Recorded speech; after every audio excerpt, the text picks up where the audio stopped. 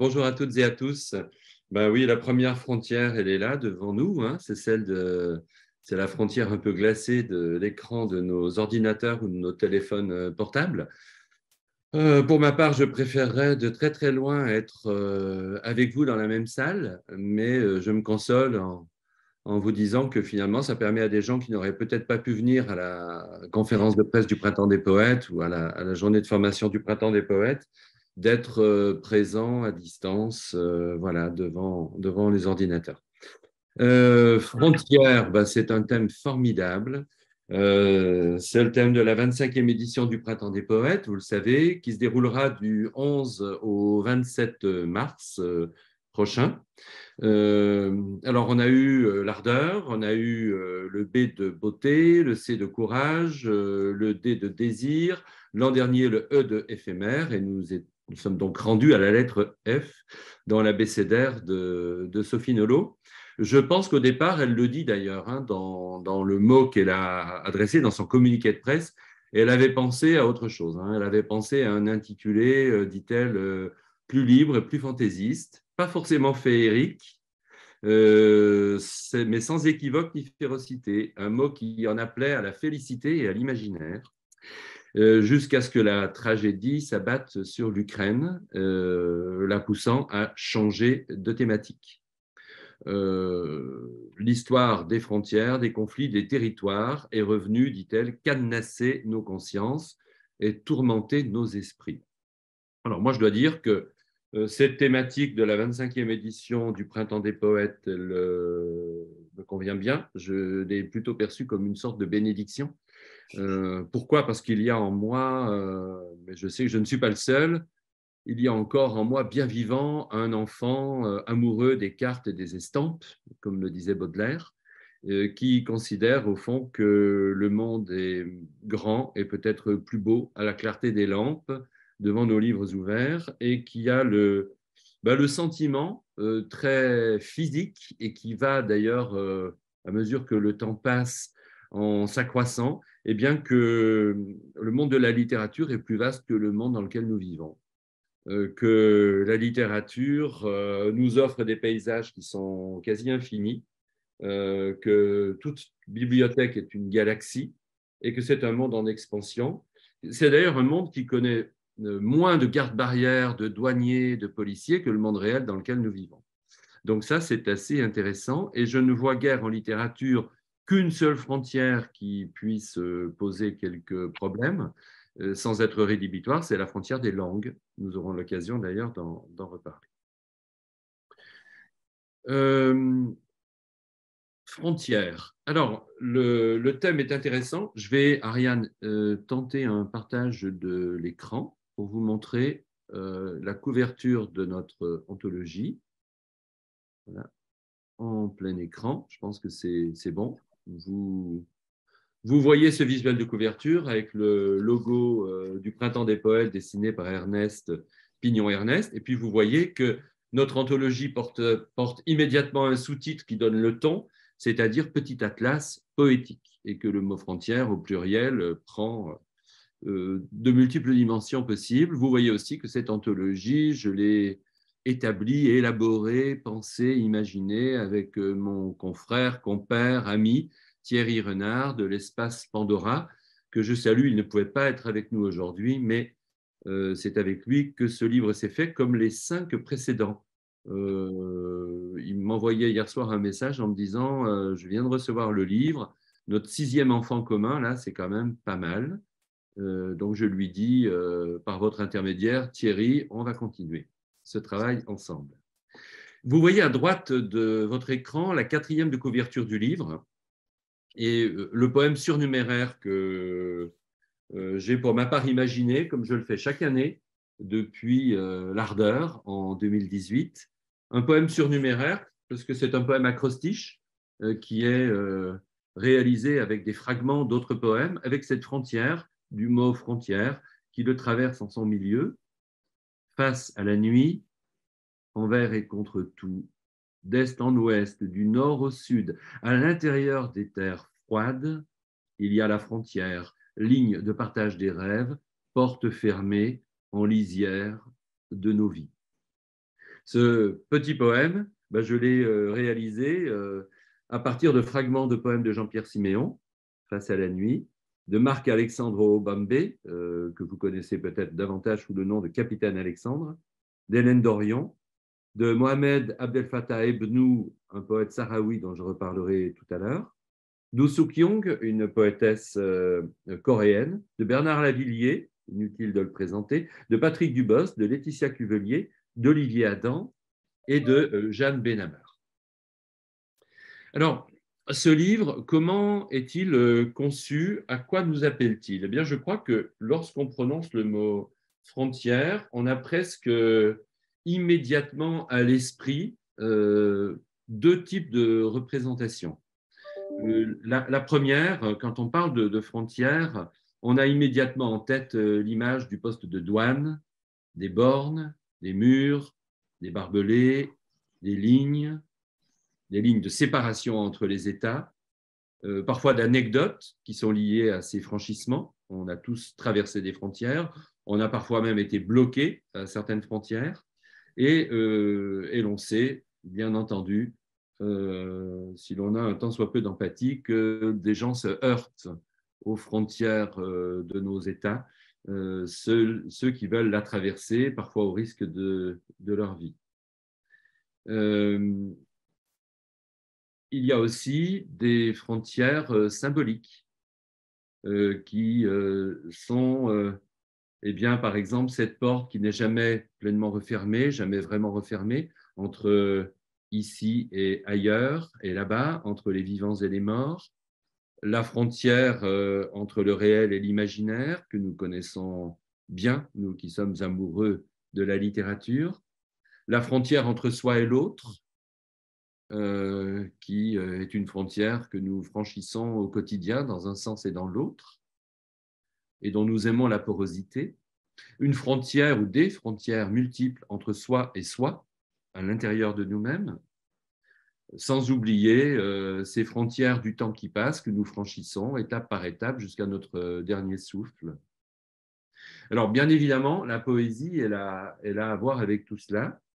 Et ce que nous avons cherché à faire dans cette anthologie, c'est d'abord travailler des frontières géopolitiques. Je vous montre quelques intertitres pour que vous preniez la mesure du travail que nous avons fait.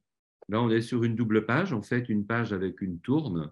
En page de droite, ce titre du 6e chapitre du livre, Corée, parce que la Corée, vous le savez, Corée du Sud, Corée du Nord, ce qui les sépare, c'est la frontière la plus fermée au monde. Et il suffit d'y être allé une fois dans sa vie pour s'en rendre compte. La littérature en témoigne, ce que ce chapitre tente à démontrer. Mais aussi, par exemple, les frontières coupées au cordeau de l'Afrique, ces frontières aberrantes de l'Afrique.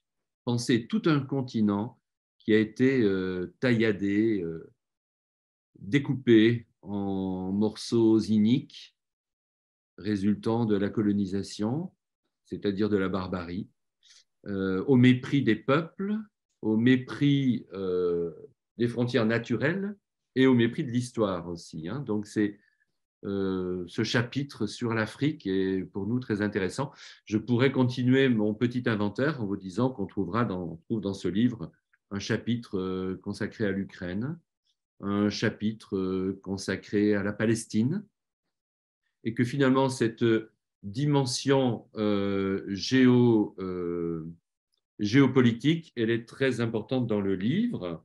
Des chapitres du livre, d'autres chapitres du livre permettent d'évoquer d'autres frontières. Alors, je vais en évoquer quelques-unes au Liban, en Syrie, en Iran, en Sibérie, en Mongolie, le long du Rio Grande, dans l'archipel des Comores, bien encore au Sahara occidental, sur lequel je reviendrai. Et puis, nous avons dans ce livre, je l'ai déjà un peu évoqué, des frontières géopoétiques. Alors, je m'interromps pour admettre des gens qui sont dans la salle d'attente. Et je redemande à ceux qui ont leur micro ouvert de de le fermer pour éviter les interférences sonores. Voilà. Alors, par exemple, ce premier chapitre qui est important, lignes, bornes, murs et grilles, ou bien encore celui-ci, la frontière, le chapitre 4, la frontière entre les vivants et les morts, ou bien encore chapitre 5, la frontière entre le réel et l'imaginaire. Alors, ce sont tous ces chapitres sur lesquels que nous allons parcourir, en vous disant quand même peut-être ceci. Personne aujourd'hui n'oserait dire, pour reprendre ce slogan de mai 68, les frontières, on s'en fout. Oui, personne n'oserait reprendre le slogan de mai 68, les frontières, on s'en fout. Et je pense que tout le monde a bien conscience que les frontières, en fait, comme l'écrit Hélène Dorian, sont partout. Et on a beau honnir le monde selon Trump et Poutine, on a beau savoir que des psychopathes gouvernent une partie de la planète, on a beau faire, on a beau dire, chacun est obligé de cartographier les limites de l'espace qu'il est autorisé à parcourir. Il y a des terres ou des territoires où nous ne pourrons jamais aller, des fleuves que nous ne pourrons jamais franchir, des murs que nous ne sommes pas prêts d'abattre. Et comme le dit Leonard Cohen dans une chanson, les frontières sont ma prison. Et je sais que, hélas, bien des poètes de cette anthologie peuvent en dire autant. J'aurai l'occasion d'en évoquer quelques-uns. Je termine mon long préambule en vous disant au fond que dans cette période de repli identitaire, de peur de l'autre, mais aussi de crise de confiance dans l'avenir, ben, un livre comme celui-ci est vraiment loin d'être inutile. La Terre est couturée de cicatrices, ce sont ses frontières.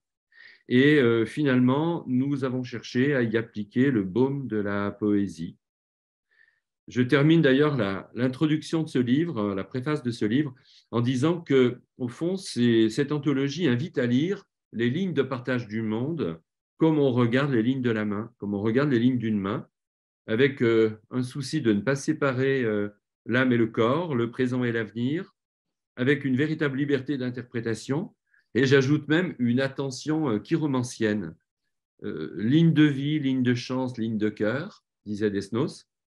Eh bien, dans ce livre, sachez-le, il y a 112 mains ouvertes.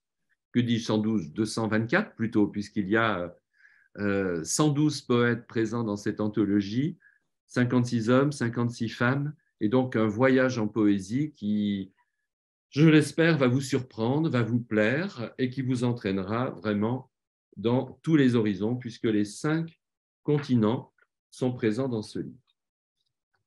Et si vous le permettez, je commence avec le poète que j'ai retiré au dernier moment pour laisser la place à un poète vivant, en l'occurrence un jeune de 20 ans. J'ai retiré une grande voix de la poésie française du XXe siècle, à savoir Paul Éluard, qui était présent avec un long texte. Mais j'ai gardé l'essentiel du poème d'Éluard, c'est-à-dire une citation qui est placée en exergue, une citation qui est magnifique. Éluard écrit dans un poème « Le mot frontière est un mot borgne.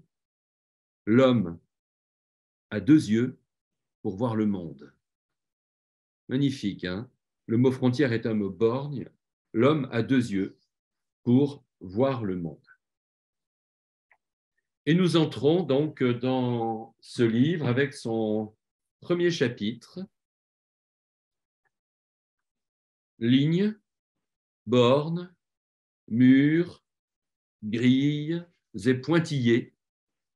Un chapitre qui est précédé par une chanson de Bernard Lavilliers, que tout le monde connaît, je ne vais pas vous la chanter ce matin, La frontière. Et j'en profite pour vous dire aussi que le livre s'ouvre avec Bernard Lavilliers et se clôt avec Sappho. Donc 2 chansons pour ouvrir et fermer cette anthologie. Lignes, bornes, murs et grilles, de quoi s'agit-il? Il s'agit de dire, comme le fait Michael Gluck, que les cartes, les maps-mondes, les planisphères, le monde dans lequel nous vivons, ont des lignes de partage des terres. Et ajoute Michael Gluck que ces lignes sont comparables aux cartes qu'on peut lire dans certaines boucheries lorsque l'on nous montre comment découper la viande selon les pointillés. C'est l'expression qu'il emploie dans un poème tout à fait grinçant. Finalement, les frontières sont des limites, des tranchées entre des morceaux de pays, des morceaux d'identité. Et Michael Gluck ajoute qu'on nous fait avaler à chacun qu'il y a une part de gâteau, une part seulement. Et que le premier qui, ayant enclos un terrain et qui s'avisa de dire « ceci est à moi », celui-là, comme l'écrit Rousseau, fut le premier fondateur de la propriété privée. Donc finalement, ce que l'on veut montrer dans ce chapitre, c'est que la terre n'est à personne, ou plus exactement que la terre est à tout le monde. Et ce sont ces lignes, ces bornes, ces murs, ces pointillés, ces barbelés que nous interrogeons à la manière d'Olivier Adam, le romancier des Lisières, qui nous offre ce poème inédit, magnifique, Lisière, en lisière, à l'orée, en ceinture, à la marge, aux confins, en bordure, aux frontières, aux contours, aux limites, aux carrefours, en lisière et nulle part, les lueurs, les pleins phares. Mais qui sait où est le centre et de quoi nous faisons le tour? Je sais, Ariane, on n'est pas dans la même pièce, je sais que tu as envie de lire un poème d'une femme afghane, peut-être dont tu peux nous dire un mot.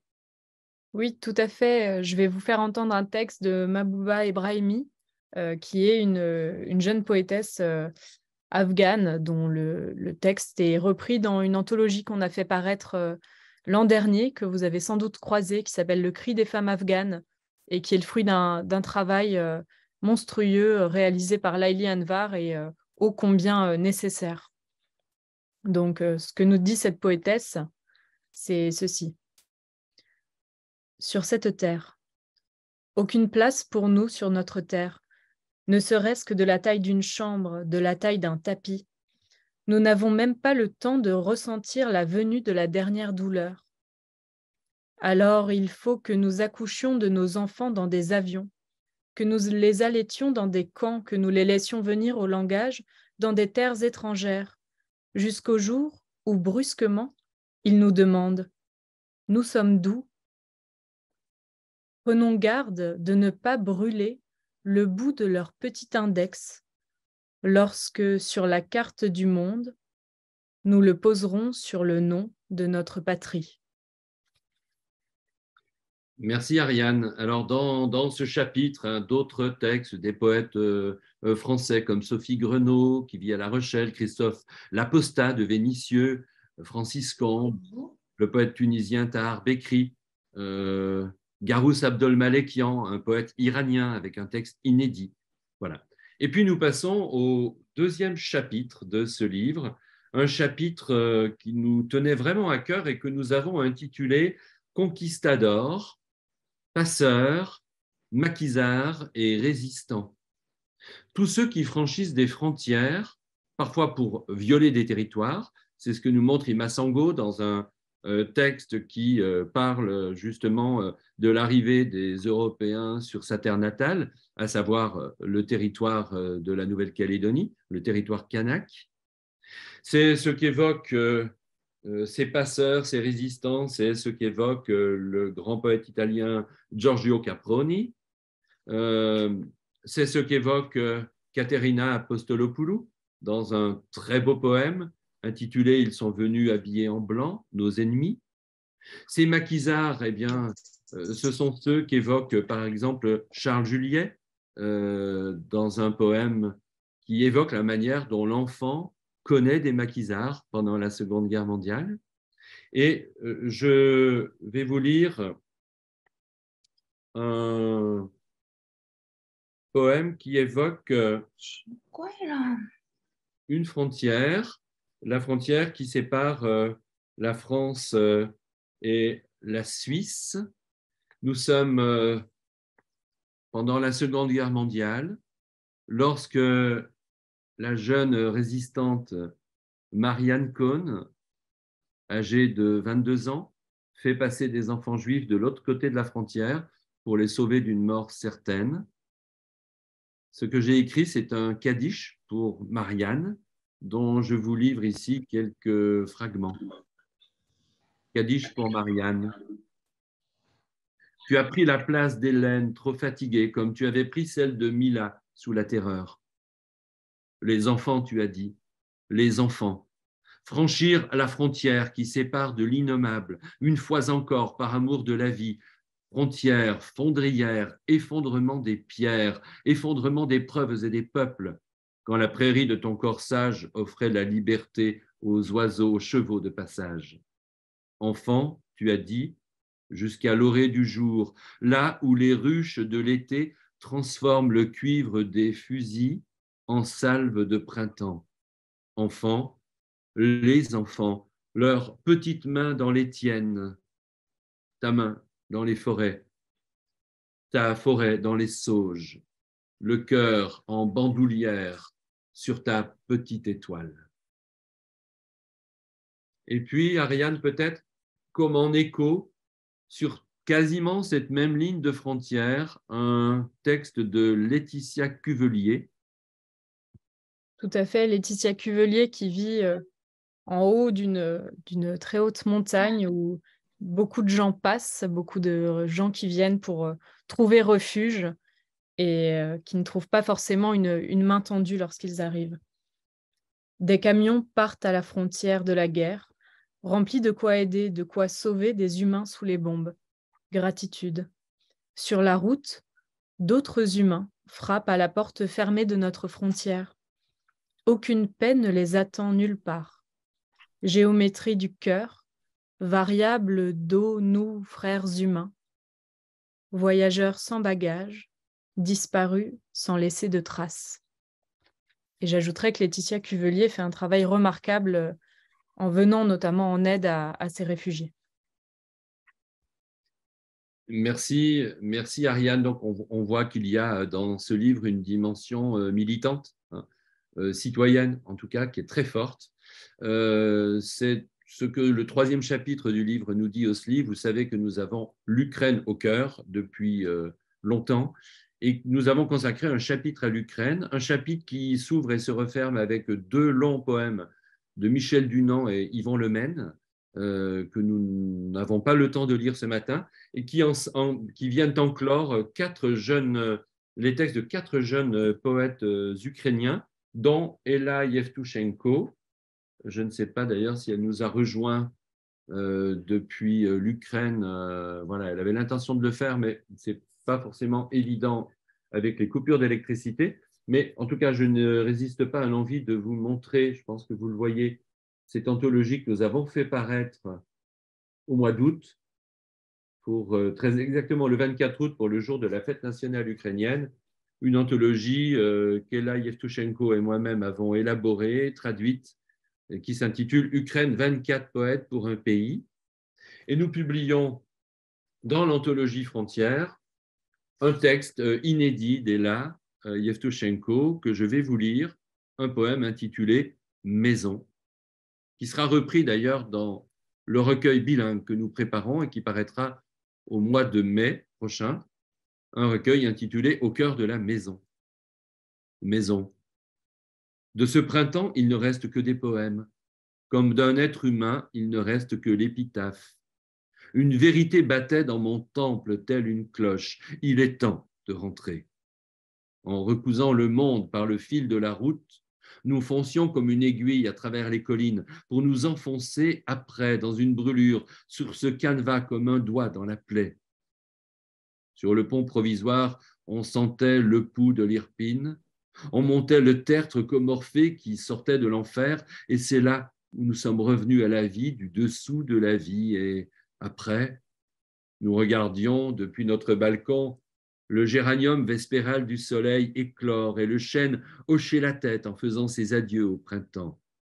Toute l'Ukraine est maison, et là, pour chacun, sa propre demeure est le cœur de la maison.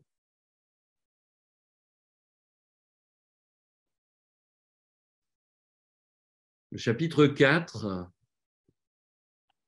travaille une frontière qui est, pour le coup, essentielle. C'est celle qui sépare les vivants et les morts. Une porte entre ici et là-bas ne s'est jamais vraiment refermée. Ariane. C'est en tout cas ce que dit Hélène Cadou, en parlant évidemment de René Guy Cadou, son époux qu'elle a perdu quand il était très jeune encore. Une porte entre ici et là-bas ne s'est jamais refermée. Tu vas, tu viens, avec la mer, avec les grandes marées du cœur. Si un jour tu ne revenais plus sur ce rivage, je saurais que la mort, lasse d'attendre, se dresse, juste derrière mon épaule, prête à jeter la clé dans la nuit sans retour. Et comme en écho, Jeannie Cotteron de Suisse lui répond « Les yeux des morts ne s'éteignent jamais. Ils furent de chair et de sang, de colère et d'amour. Ils sont maintenant de cendres et de poussière. Dans les yeux des morts, une lumière éclaire nos versants sombres, l'espoir émietté des égarés du temps. Contre nos parts manquantes, nos pensées d'ombre, nos lèvres brûlées de mots retenus, ils sont nos doubles lumineux. Ils tracent des sentiers dans nos labyrinthes, y allument des feux pour que nos vies se risquent, hors des frontières de la peur.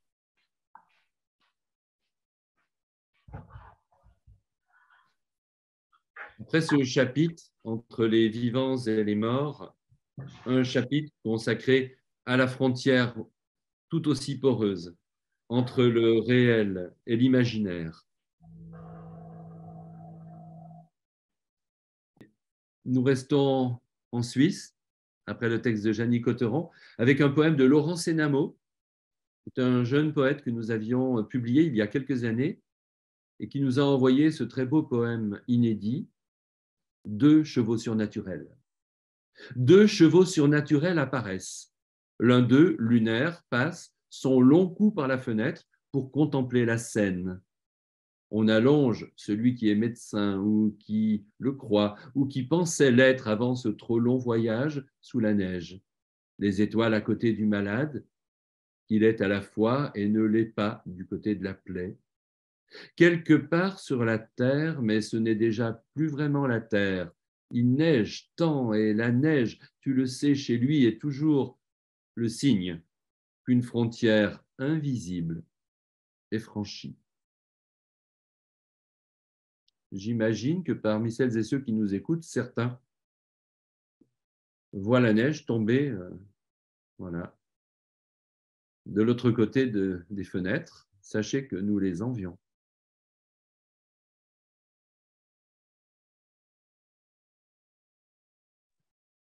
Nous poursuivons avec un 6e chapitre, Ariane, consacré à la Corée, un chapitre qui nous permet de rendre hommage aussi au travail des traducteurs, des traductrices, sans lesquels rien ne serait possible.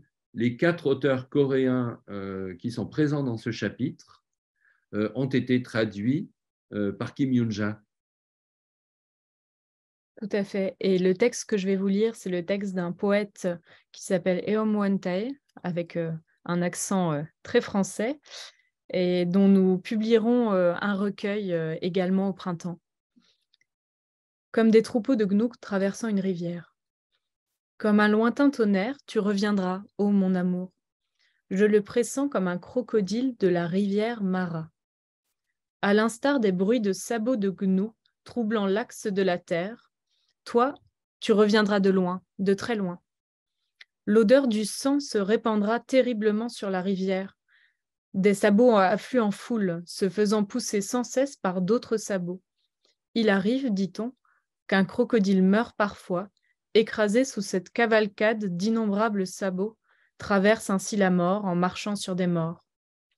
Sans pouvoir faire autrement, c'est par cette manière que tu me traverses. Merci Ariane. Alors vous savez, un livre comme celui-ci, en fait, comporte de multiples livres. Et s'il y a un chapitre qui pourrait être considéré comme un livre dans le livre, c'est bien le suivant, le chapitre entre soi et l'autre, et même celui d'après, le chapitre entre soi et soi, parce que là, nous aurions pu publier plusieurs dizaines, voire plusieurs centaines de textes. J'en profite pour dire au passage que choisir, malheureusement, c'est parfois exclure, hein, que nous ne pouvons pas faire rentrer le monde entier de la poésie dans une anthologie comme celle-ci, et que ces choix sont parfois difficiles à faire, hein, de sorte que, voilà, je dis à toutes celles et ceux qui auraient voulu rentrer dans cette anthologie, ne nous en veuillez pas trop. Nous avons fait au mieux 112 poètes, c'est déjà vraiment considérable. Entre soi et l'autre, et nous repartons en Suisse. Décidément, ce matin, la Suisse a une grande place dans notre intervention, avec ce très beau texte de Sylviane Dupuis, un texte inédit, mais extrait d'un travail en cours, le livre des murs. Deux livres, je reprends, le livre des murs. Deux lettres séparent le mur de l'amour. Elles sont l'alpha et l'oméga de notre impuissance, ou bien du commencement. Deux lettres suffiraient au retournement de l'opaque en lumière. Se pourrait-il que la langue sache avant nous que les révolutions reposent sur l'inversion des signes?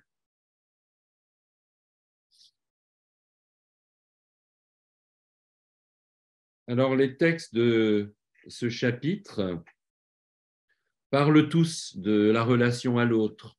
Parfois, c'est une relation d'amour, comme dans un poème de René Guicadou ou un poème extrait de La Centaine d'amour de Pablo Neruda, ou bien encore Margaret Atwood. Parfois, c'est l'hospitalité, comme dans le texte de Patrick Joquel ou le poème de Louis-Philippe d'Alembert consacré à Cédric Héroux, ce militant qui a été inquiété par la justice pour être venu en aide aux migrants dans sa région. Il y a aussi ce poème de Jeanne Benhammer intitulé Frontière Pau, trop long pour être lu, mais dans lequel Jeanne évoque, au gré d'une promenade au bord de la mer, sans doute en Grèce, les rencontres qu'elle fait. Celle d'un chien qui déambule sur le rivage, celle d'une vieille dame qui vient s'asseoir à côté d'elle, celle d'un grec qui est très sympathique et puis qui lui tient des propos un peu xénophobes. Voilà, donc un texte magnifique qui renvoie à toutes ces frontières subtiles qui viennent nous relier aux autres et parfois nous séparer d'eux. La frontière entre soi et soi, chapitre 8 de cette anthologie, est aussi l'occasion d'explorer au fond des textes qui nous proposent une sorte de cogito. À chaque fois, beaucoup de textes commencent par ce jeu qui prend de multiples formes. Je suis une frontière, nous dit la jeune Laura Luthard au seuil de ce livre. Ou bien, je suis un morceau de falaise qui chante et se détache, nous dit Katia Bouchoueva dans un des poèmes. Ou bien, je suis une jeune fille de Port-au-Prince, nous dit James Noël. Et nous en arrivons au texte de Sofia Karambali Farhat, une jeune poétesse gréco-franco-libanaise, grecque par sa maman, libanaise par son papa, qui a écrit en français ce premier recueil qui paraîtra le 3 février dans notre maison d'édition, Zaatar, et dont je laisse à Ariane le soin de faire entendre quelques vers. Je suis enceinte d'une frontière longue de 79 km. La taille moyenne d'un fœtus à naître est de 50 cm. De combien de mois, de combien d'années suis-je enceinte? Je ne sais plus. 1920, fécondation. Je porte dans mon ventre des générations de femmes. Je porte celles de ma mère, de ma grand-mère, de mon arrière-grand-mère Jalila. Ce sont les femmes de mon pays qui ont porté la frontière. Les fœtus font en moyenne 50 cm, puis ils naissent. Ma frontière prend toute la place et elle ne naît pas. Elle se roule en boule parfois, elle donne des coups parfois, mais elle ne naît pas. Quand vais-je enfin accoucher de ma frontière? Descendons légèrement vers le sud pour arriver à la frontière israélienne, palestinienne, cette frontière entre un État et un autre État qui n'existe pas encore. Cette frontière qui est aussi une frontière linguistique, puisque dans ce chapitre qui rassemble 4 poètes, 2 poètes contemporains et 2 poètes décédés, eh bien, nous croisons les langues, nous croisons les voix. Celle de Taha Mohamed Ali, un poète palestinien peu connu qui est décédé et que les éditions Galad avaient publié il y a quelques années dans une très belle traduction d'Antoine Joquet, ou celle de Dalia Ravikovic, qui est née en Palestine britannique et qui a composé une œuvre magnifique en hébreu, ou bien celle de Najwan Darwish ou de Roni Somek, qui nous dit ceci: drapeau de Palestine. Sur le drapeau de Palestine, le rouge est celui du feu, le blanc, celui de la chaux arrachée au mur, le vert, le cri de l'arbre, et le noir, l'obscurité d'Égypte. Allons-y qu'ils aient enfin leur état, mais rendez le vert à la terre, le blanc à la chemise des fêtes, le noir au café et le rouge du désir aux lèvres des jolies filles venues à Ramallah pour le concours de Miss Palestine qui vient d'être annulé. C'est un texte traduit de l'hébreu par Michel Eckart-Elian, texte formidable, et j'invite celles et ceux qui vont travailler, par exemple, sur le thème des frontières dans des ateliers d'écriture avec des enfants ou des adultes pendant le Printemps des poètes, de travailler sur, par exemple, le drapeau, les couleurs du drapeau et de leur associer des valeurs symboliques, un peu comme vient de le faire Roni Somek dans ce texte particulièrement fort. Qu'en sera-t-il demain de ces frontières, de ces États à naître? C'est un peu le thème du 10e chapitre de ce livre, Ariane. Oui, et on entame le chapitre avec un court poème de Marie Pavlenko, qui est une autrice notamment connue pour ses ouvrages en littérature jeunesse, et qui nous dit ceci: « J'atteindrai la frontière, le là-bas invisible, où le temps s'agrandit, où les herbes sauvages ploient dans le vent léger, la ligne sur la carte, ligne de vie, de mort. J'atteindrai la frontière où je pourrai renaître. » Cette autre voix de femme est née à Kaboul en 1967. Elle a étudié la pédiatrie, elle s'est exilée au Canada au début des années 90. Elle écrit à l'attention des enfants et puis elle nous a adressé ce poème particulièrement fort, publié dans cette anthologie, Le cri des femmes afghanes, magnifiquement traduit par Laïli Anvar. La nuit, les étoiles brûlent de douleur avec nous. La nuit, les nuages pleurent de chagrin avec nous. La nuit, les feuilles tremblent de peur avec nous. La nuit, les vents soufflent de rage avec nous. Et nous, dans les ténèbres de ces nuits, débordant de cris sans voix, avec la torche de nos prières, c'est l'aube que nous attendons. Parvin Pevjak, poétesse afghane. Dans ce livre, nous avons aussi fait parler les langues, travailler la question de la frontière entre les langues et rassembler des poèmes de Sylvie Fabre-Gé, de Dewey Gorodé, la poétesse kanak qui nous a quittés, d'Estelle Dumortier, de Thierry Renard, de Laure Morali, ou de Lubov Yakimchuk, la poétesse ukrainienne, de Michel Ménaché, d'Odete Semedo. Et le temps nous manquant, nous ne vous lirons aucun de ces poèmes, mais sachez qu'il y a ce chapitre intitulé « Vers Babel » et nous espérons que la poésie soit ce qui permet de rendre Babel heureuse, supportable, acceptable, humaine et vivante.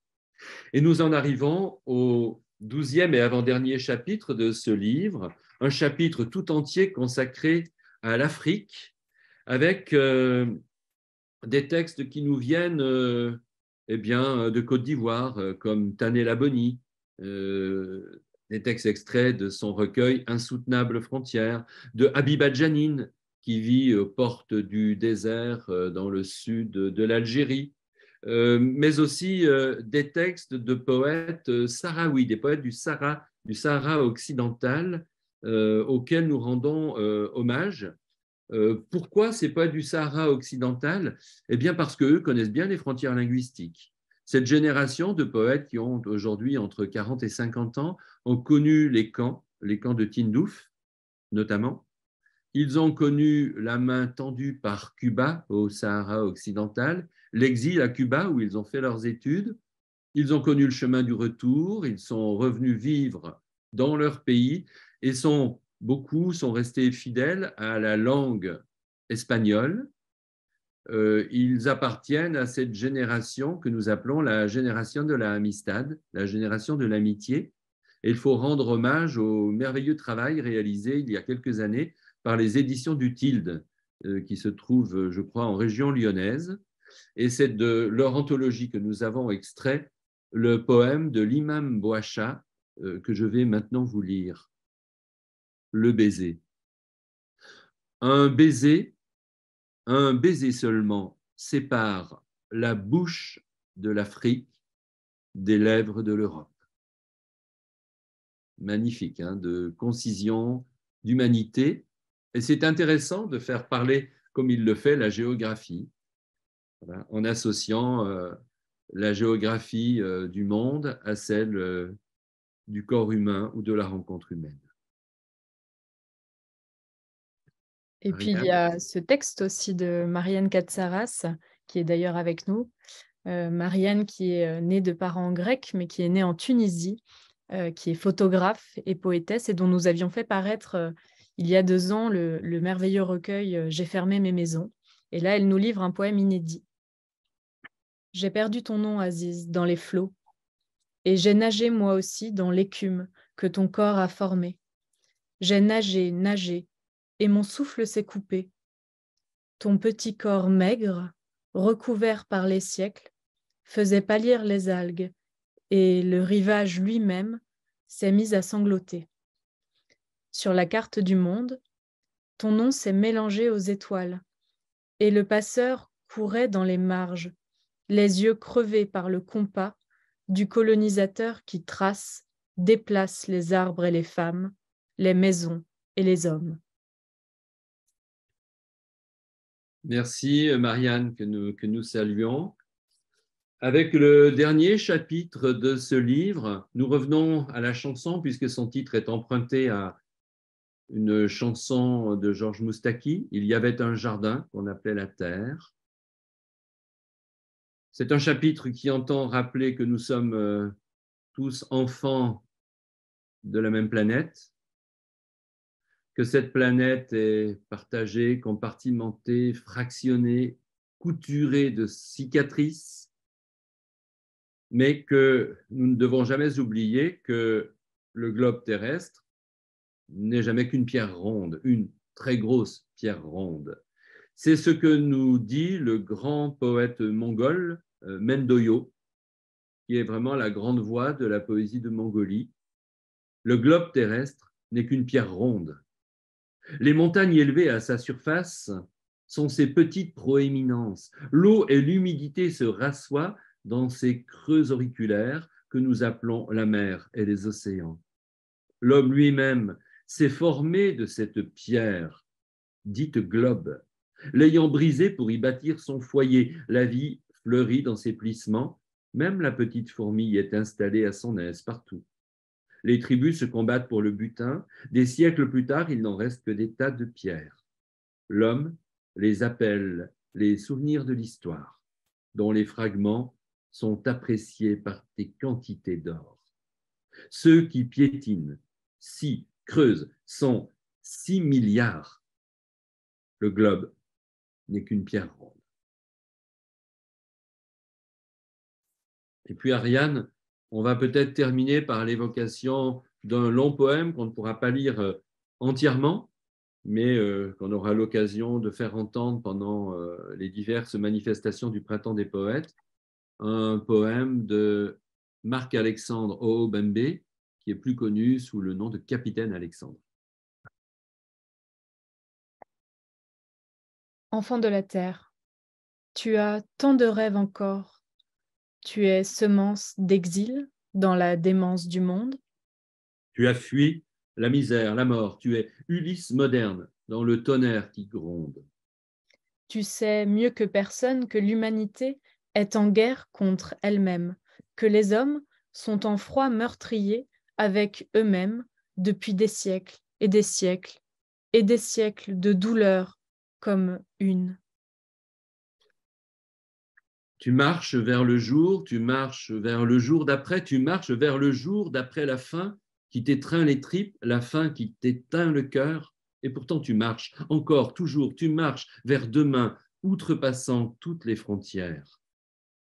Tu prends la mer par tous les temps, quand ce n'est pas elle qui te prend, dans son ventre, d'eau ou de sable. Océan et désert sont cimetières, de tant de cœurs sans sépulture. Dors, enfant de la terre, dors en paix. Peut-être, enfin, dors, enfant, dors. Tu as tant de rêves encore. Merci, Ariane, pour cette lecture improvisée. Voilà, de Marc-Alexandre. Bon, sinon, on va clore la rencontre.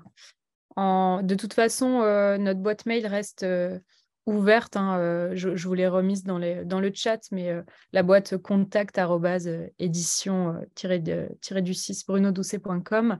N'hésitez pas si vous avez voilà, des envies d'invitation de poètes dans les lieux où vous travaillez ou des demandes de documentation, etc. On est à votre disposition pour tout ça. On vous remercie beaucoup pour votre présence. C'est vrai que c'est comme l'a dit Bruno en ouverture, c'est à la fois frustrant pour nous de ne pas vous voir en vrai à l'occasion d'une journée de rencontre, mais en même temps, on sait qu'il y a plein de gens qu'on n'aurait pas vus autrement, donc c'est pas désagréable non plus. Voilà, il n'y a plus qu'à vous dire au revoir et vous souhaiter un très très beau printemps des poètes, évidemment. Merci à vous. Au revoir. Merci beaucoup. Au revoir. Au revoir. Merci à vous tous. Merci. Merci. Bruno, Ariane et tout le monde, merci. Bravo. Au revoir.